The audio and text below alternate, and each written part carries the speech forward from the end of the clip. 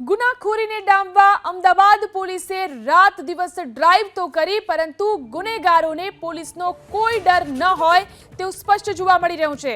કારણ કે અમદાવાદમાં પોલીસની રાત દિવસની ડ્રાઈવ છતાં લૂંટારુઓ 40 લાખની લૂંટને અંજામ આપી છૂમંતર થઈ ગયા। ઠક્કરનગર બીઆરટીએસ સામેના મુખ્ય માર્ગ ઉપર બાઇક પર બે અજાણ્યા શખ્સો આવ્યા અને એક કાર ચાલકને રોક્યો। તેની સાથે માથાકૂટ કરી અને કારમાં રહેલા 40 લાખ લૂંટીને રફુચક્કર થઈ ગયા।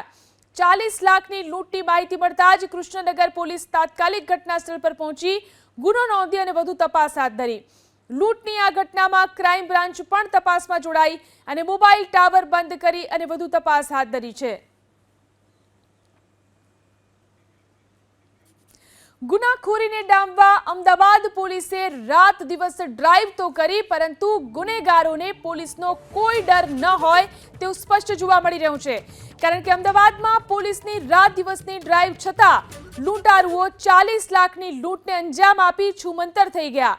ઠક્કરનગર બીઆરટીએસ સામેના મુખ્ય માર્ગ ઉપર બાઇક પર બે અજાણ્યા શખ્સો આવ્યા અને એક કાર ચાલકને રોક્યો। તેની સાથે માથાકૂટ કરી અને કારમાં રહેલા 40 લાખ લૂંટીને રફુચક્કર થઈ ગયા। 40 લાખની લૂંટની માહિતી મળતા જ કૃષ્ણનગર પોલીસ તાત્કાલિક ઘટના સ્થળ પર પહોંચી ગુનો નોંધી અને વધુ તપાસ હાથ ધરી। લૂંટની આ ઘટનામાં ક્રાઇમ બ્રાન્ચ પણ તપાસમાં જોડાઈ અને મોબાઈલ ટાવર બંધ કરી અને વધુ તપાસ હાથ ધરી છે।